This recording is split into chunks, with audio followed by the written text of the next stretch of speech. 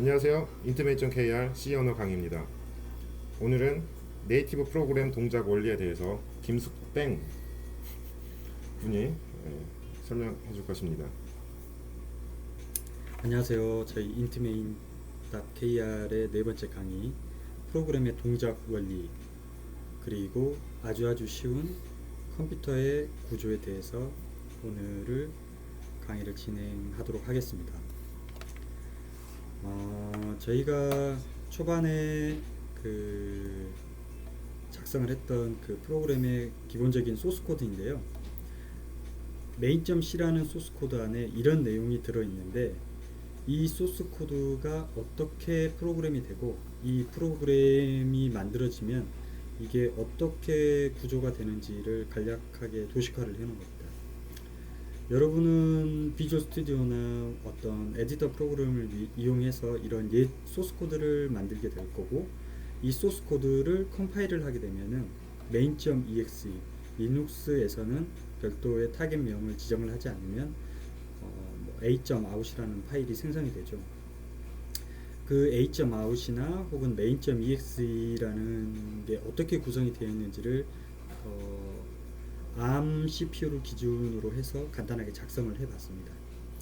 지금 여기에 보면 main이라는 함수가 로컬 베리어블에 1이라는 값을 넣고 printf라는 함수를 호출하고 마지막으로 return 0를 하는 그런 간단한 소스 코드를 컴파일을 하게 되면은 어떤 식으로 변환이 되냐면 여기 오른쪽에 써 있는 것처럼 이런 식으로 변환이 됩니다. 물론 여기에는 사람이 알아볼 수 있게끔 어셈 코드로 제가 써놨지만 실제로는 컴퓨터가 이해할 수 있는 10101001 이런 식으로 그 머신 코드로 변환이 되게 돼 있죠. 그런데 이제 왜 제가 여기에 두 부분으로 나눠놨냐면 이건 인텔 CPU에서도 이런 식으로 컴파일이 되는지 정확하진 않지만 ARM에서는 어떤 프로그램을 컴파일하면은 항상 코드 영역과 데이터 영역으로 나누어져서 그 프로그램이 구성이 되게 돼 있습니다. 그러면 코드 영역이라는 건 뭐냐면 간단하게 설명을 드리자면 여기 로컬 변수에 2를 넣는다. 그러면 그 로컬 변수에 2를 넣는다라는 동작은 이렇게 표현을 할 수 있는데 이 동작에 관련된 부분이 코드 영역에 들어가게 되고요. 여기 상단에 위치해 있는 전역 변수에 2를 넣는다. 이 전역 변수들이 별도의 공간에 위치하게 되는데 이런 전역 변수들이 들어가는 영역을 데이터 영역이라고 합니다. 그래서 이 소스 코드를 컴파일하면은 컴파일러가 똑똑하게 분리를 해서 동작을 수행해야 되는 부분은 전부 다 코드 영역에 몰아넣고 이 전역 변수와 같은 애들이 위치하게 될 애들은 데이터 영역에 다 몰아넣게 되어 있습니다. 네. 그리고 여기에 보면은 전역 변수는 데이터 영역에 들어가게 된다고 했는데 이 지역 변수 같은 경우에는 그러면 어디에 위치를 하게 되어 있느냐? ARM CPU 같은 경우에는 레지스터를 16개를 가지고 있는데 이 16개의 레지스터 중에 사용 가능한 녀석에게 이 지역 변수가 할당이 되게 됩니다. 물론 이제 모든 지역 변수가 레지스터에 다 들어가지 못한 경우에는 별도의 처리를 통해서 이 할당을 해주게 되는데 그건 나중에 저희가 이 강의를 계속 진행해 가게 됐을 때 스택이라는 녀석을 다루게 되면 그때 가서 설명을 드리도록 하겠습니다. 함수 호출 같은 경우 여기 지금 이런 식으로 표현을 해 놨는데요. 죄송합니다. 안 보여. 화면에서 이 포인터는 거의 안 보일 거야. 안 보이는 거야? 그렇지, 이만한 화면으로 보는데 그러니까는 이걸로 쓰라고 이렇게. 자, 계속해 그냥. 네, 죄송합니다. 저희가 아직 아마추어인 관계로 이런 식으로 중간중간 방송 사고가 발생을 해도 너그럽게 이해를 해주시기 바라며 지금 보면 여기 프로그램이라는 것은 간단하게 설명을 드리자면은 어떤 동작을 수행을 하고 함수 호출이 있는 경우에는 그 함수의 위치로 점프를 하는 동작, 크게 이 두 가지 동작으로 구분을 해볼 수 있고요. 저번 시간에 다루었던 예제 프로그램처럼 어떤 조건을 검사해야 한다. 그런 거를 분기라고 하는데 조건 검사라고 하는데요. 조건을 검사해서 어디로 뛸지, 어떤 동작을 수행을 하다가 또 조건을 체크해서 어디로 뛸지, 프로그램은 아주 간단하게는 이 세 가지 동작으로 구성이 되어 있습니다. 지금 이 PT에서 설명을 드리려고 했던 내용은 뭐냐면, 이 예제 프로그램이 컴파일이 되면은 코드 영역과 데이터 영역으로 나누어져서 main.exe라는 이 바이너리를 구성을 하게 된다. 이 점을 말씀드리고 싶었습니다. 그러면 다음 장을 보도록 하겠습니다. 다음 장에는 우리가 컴퓨터 구조라고 하는 건데요. 컴퓨터는 기본적으로 여러분이 많이 들어보셨을 CPU, 그 다음에 프로그램이 올라가서 수행하게 될 메모리, 그 다음에 프로그램이 처음부터 메모리에 위치해 있진 않고 어느 저장장치에 저장이 되어 있는데 저장장치, 그 다음 나머지는 저희가 뭐 컴퓨터 전체를 다루지 않을 거기 때문에 기타 등등 하드웨어가 이 CPU에 달라붙는 구조로 되어 있습니다. 기타 등등 하드웨어는 뭐 모니터, 키보드, 뭐 사운드 카드, 랜 이런 장치들이 되겠죠. 근데 오늘 이 강의에서는 컴파일한 프로그램이 어떻게 동작하는지를 설명드리고자 하는 거기 때문에 CPU와 메모리와 저장장치 이 세 가지의 구성 요소만 집중해서 보시면 되겠습니다. 사실 ARM CPU를 사용하는 인베디드 환경에서는 이 저장장치의 개념이 약간 크게 희석되어서 해석을 하는데 여러분과 같은 그 초보 프로그래머들은 인텔 CPU 환경, 그러니까 OS가 깔린 환경에서 프로그램을 하실 거기 때문에 OS가 깔려 있는 환경에서 프로그램이 어떻게 동작을 하는지 그 간단한 구조에 대해서 설명을 드리겠습니다. 우선 컴파일을 하게 되면 앞장에서 설명드렸던 그 main.c가 main.exe라는 바이너리가 생성이 되잖아요. 근데 컴파일을 하고 난 직후에는 이 저장 장치에 main.exe가 들어가게 됩니다.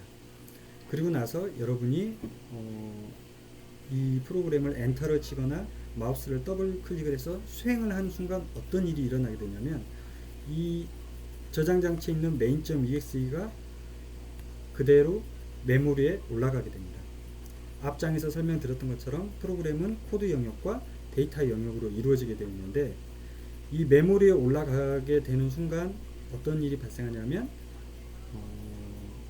저희가 저번 강의에서 계속 말씀드렸던 것처럼 main이란 함수가 무조건 시작이 되게 되는데 그 main 함수의 첫 명령어를 빼오게 됩니다. 그러면 이 main.exe 프로그램은 간략하게 이 명령어 세 개로 구성이 되어 있다고 했을 때 처음에 메인으로 와서 이 명령어를 CPU가 꺼내서 수행을 합니다. 그 다음에 이 명령어를 다 수행을 하고 나면은 그 다음 명령어를 꺼내서 수행을 하게 됩니다. 근데 이 명령어가 printf라는 함수를 호출하는 거잖아요.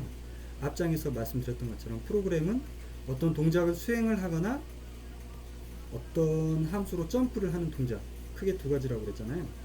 그래서 이 코드 영역 어딘가에 printf라는 함수가 있는데 이 명령어를 수행을 하고 나서는 그 printf 함수로 다시 그 다음 명령어를 가져올 위치가 변하게 됩니다. 그러면 printf가 있는 이 함수에서 또 하나씩 수행을 하게 되어 있습니다.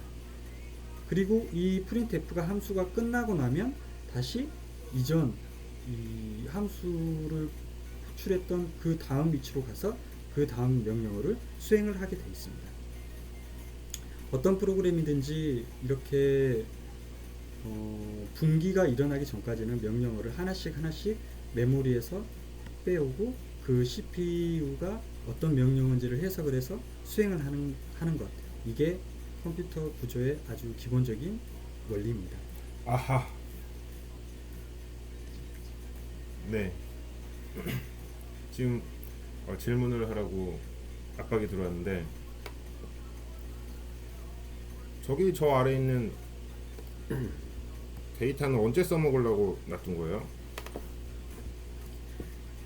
이 예제에서는 이 전역 변수의 어떤 값을 쓰라라는 동작이 없었는데 저희가 저번 시간에 다루었던 예제 프로그램에서 그 sum이라는 값을 계속 전역 변수에 저장을 했었잖아요. 그러면 이 저번 프로그램을 예제로 해서 설명을 드리자면 동작을 하나씩 수행을 하고 그 sum이라는 값을 저장을 할 때는 여기다가 이런 식으로 메모리에다가 write를 해서 그 값을 저장을 하게 되어 있습니다. 아, 그 sum이라는 변수가 전역 변수인 경우죠? 예. 그리고 앞장에 보시면 여기 제가 이런 식으로 표현을 해놨는데 컴퓨터는 기본적으로 레지스터라는 걸 가지고 있습니다. 여러분이 방금 설명드렸던 것처럼 어떤 프로그램이 수행되는데 계속 메모리에서 뭔가를 가져온다라고 생각을 해보세요. 물론 저희가 그 컴퓨터를 열어보면 CPU와 메모리 사이는 굉장히 가깝지만 이 메모리에서 뭔가를 계속 빼온다는 게 굉장히 시간이 오래 걸리는 일입니다. 그래서 이 CPU 안에 내부적으로 레지스터라는 거를 가지고 있어요. 뭐 제가 앞장 여기에 써놨지만 R0, 뭐 R1, R2 이런 식으로 소량 ARM 같은 경우에는 16개의 레지스터가 있고 인텔인 경우에도 그렇게 레지스터의 개수가 많지는 않습니다. 이렇게 레지스터를 가지고 있어서 이런 굳이 메모리에 저장을 하지 않고 가령 i 뿔뿔이라는 동작을 수행을 한다. 그러면 이거는 어떤 지역 변수의 값을 계속 일씩 더하는 동작을 수행하는 거잖아요. 근데 그거를 굳이 메모리에다가 1을 더하고 그 값을 다시 메모리에 넣고 다시 또 그걸 읽어와서 또 1을 더한 다음에 그걸 다시 넣고 이런 동작이 시간이 굉장히 오래 걸리기 때문에 이 임시 공간, 레지스터라는 건 크게 말하면 임시 공간인데 그 레지스터에다가만 계속 1을 더하다가 나중에 메모리에 쓸 일이 있을 때만 메모리에 라이트를 하는 게 더 효율적이지 않겠어요? 그래서 그렇게 임시로 값을 변화를 해야 할 때는 CPU의 레지스터를 이용을 해서 계산을 하게 되어 있습니다. 근데 저기 여기 i++가 지금 글로벌 변수라고 가정을 하고 설명을 한 건가요? 아니면 아니요, 전역 변수입니다. 그런데 죄송합니다. 지역 변수입니다. 지역 변수라면은 지금 이 데이터 영역 같은 경우는 전역 변수만 들어가는 게 아니라 지역도 들어가는 건가요? 아니요, 저 데이터 영역은 모두 전역 변수만 들어간다고 보시면 됩니다. 방금 설명할 때 자꾸 이 데이터로 왔다 갔다 하는 것 같아서. 예, 죄송합니다. 그러면 좀 정리를 해보면 이 지역 변수 같은 경우에는 이 CPU의 레지스터 상에 존재한다 이렇게 생각을 하면은 되는 거예요? 네, 원래는 좀 더 아까 제가 말씀드렸다시피 CPU가 가지고 있는 레지스터의 개수는 굉장히 소량이기 때문에 여러분이 아주 복잡한 프로그램을 짜서 그 소스 코드 안에 지역 변수가 많은 경우에는 이 레지스터에 모두 다 할당을 해줄 수가 없잖아요. 뭐 가령 여러분이 작성한 그 프로그램에 지역 변수가 100개가 존재한다. 근데 레지스터의 개수는 16개밖에 되지 않는다. 얘네들을 다 이렇게 레지스터에다가 할당을 해줄 수가 없으니까 그때는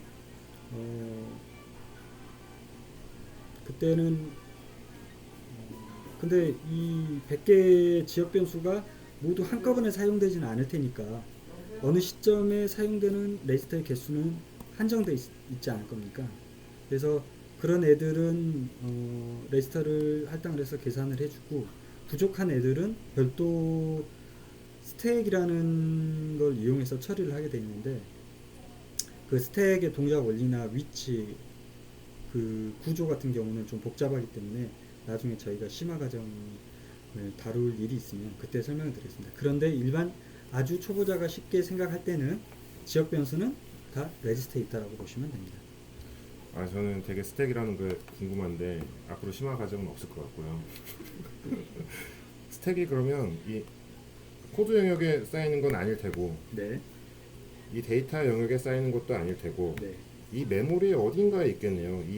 이 메인에서 쓰는 전체 덩어리의 메모리 외에 다른 지역에서 쓰고 있는 게 있겠네요. OS가 관리하는. 네, 맞습니다. 지금 이거는 인텔 OS가 돌아가는 환경에서 설명을 드리자면은 OS도 결국은 이 메모리의 어딘가에 위치를 해서 계속 그 OS에 해당하는 동작을 수행을 하다가 여러분이 프로그램을 수행을 하게 되면은 이 메모리 어딘가에 여러분의 프로그램만을 위한 메모리 공간의 할당을 받게 되어 있습니다. 그래서 여러분의 프로그램이 수행될 때는 여기에서만 이렇게 왔다 갔다 하게 되는 거죠. 그러다가 스택이 필요할 경우에는 메모리 어딘가에 또 스택을 만들어서 쓰고, 네, 맞습니다. 프로그램이 끝나면 이 스택도 해제를 해주고 안 해줄 수도 있고, 그러면은 가비지가 생기고. 네, 그 방금 스택은 이제 또 별도의 공간에 존재한다라고 딱 얘기를 할 수는 없지만 이제 크게는 그렇게 얘기를 할 수 있기 때문에 그런 OS의 세부적인 동작은 좀 더 복잡한 내용이기 때문에 일단은 거기는 패스를 하도록 하겠습니다. 자신이 없는 거예요? 아니면은 더 복잡한 거야? 인텔은 잘 모르겠어요. 인텔은 어떻게 스택을 관리하는지가 사실 100% 공개된 게 아니기 때문에 아하. 네, 저도 잘 모르겠습니다. 예, 아무튼 그래도 요 암을 기반으로 한 지식이긴 하지만 되게 이해하는 데 도움이 된 것 같은데, 우리 스카이성. 예, 뭐 저도 잘은 모르지만 뭐 간략하게 좀 정의를 해보자면 제 생각에는 이 main.exe라는 파일 자체가 이게 어떤 특정한 포맷을 항상 다 포맷이 자기 인텔 CPU만의 포맷이 있어가지고 방금 말씀하신 것처럼 스택이나 힘 영역을 가리킬 수 있는 정보가 main.exe에 처음에 들어가 있어서 뭐 우리가 main.exe를 클릭하는 순간 그 힘 영역이 이 메모리에 어디 영역을 가리키고 있다. 여기를 사용해라. 그 스택은 어디를 사용해라. 이제 그렇게 가리키고 있어서 얘가 클릭하는 순간 그 메모리 영역을 힘 영역으로 인식을 해서 이제 로컬 변수나 그런 것들을 스택에다 이제 올려놓고 이제 순간순간 자기가 필요할 때마다 거기다 할당해서 쓰고 또 풀어주고 그런 형식으로 사용하고 있다고 알고 있습니다. 예, 저희가 원래는 더 자세하게 강의를 해드리려고 했는데 사실 그 경계점을 나누기가 조금 애매모호해서, 그런데 오늘 주제가 아주 쉬운 컴퓨터 구조였기 때문에 오늘 강의를 요약하자면 그렇습니다. 소스 코드를 컴파일하면은 main.exe 실행 파일이 나온다. 그 실행 파일은 일단은 저장 장치에 저장이 되어 있다가 프로그램을 수행하는 순간 메모리에 올라가게 된다. 그리고 이 메모리에 올라간 프로그램이 수행될 때는 메모리에 있는 명령어를 하나씩 빼와서 수행을 하게 된다. 그러다가 분기문을 만나면 또 그 여러분이 구현한 별도의 함수가 위치한 그곳으로 점프해서 동작을 수행을 하고 마지막으로 최종적으로 그 프로그램의 끝에 도달하게 되면은 프로그램이 끝나게 된다. 그리고 소스 프로그램이라는 것은 이 동작에 관련된 코드 영역과 전역 변수를 사용할 경우 그 전역 변수가 위치한 데이터 영역으로 나뉘는데, 동작은 코드 영역에 있는 걸 하나씩 빼앗아 수행을 하게 되고 어떤 값을 전역 변수에 쓰거나 그 전역 변수의 값을 읽을 때는 다시 데이터 영역에 위치한 메모리에 가서 읽어오거나 쓴다. 이게 오늘 강의의 간단한 요약이 되겠습니다. 네, 아주 괜찮은 강의였던 것 같고요. 제가 좀 더 말씀드리고 싶은 게 있는데요. 만약에 이게 좀 필기할 공간이 필요해서 그러는데 여기 갑자기 생각난 건데, 그러면 저희 운영체제가 우리가 컴퓨터를 부팅을 딱 파워를 넣는 순간 이제 운영체제가 동작을 할 텐데, 운영체제도 하나의 이제 프로그램일 거고 저희가 만든 프로그램도 하나의 프로그램일 텐데, 이 운영체제도 분명히 그런 메모리 상에 올라가서 수행을 하게 될 거고, 그러면 그림을 그려보면 저희 메모리가 이런 형식으로 구조가 메모리라면 제일 처음에 이 메모리가 이런 형식으로 어드레스가 나눠져 있다고 이제 가정을 했을 때, 이 위치에 만약에 운영 체제에도 분명히 그러면 메인 구문이 있을 겁니다. 그 메인 구문이 제일 처음에 여기서 이제 막 실행을 해서 저희 프로그램을 클릭을 했다. 그걸 가정을 하면 저희 프로그램 자체가 이 영역에 여기 영역을 사용하고 있다고 이제 가정을 했을 때 메모리를 좀 더 크게 그려볼게요.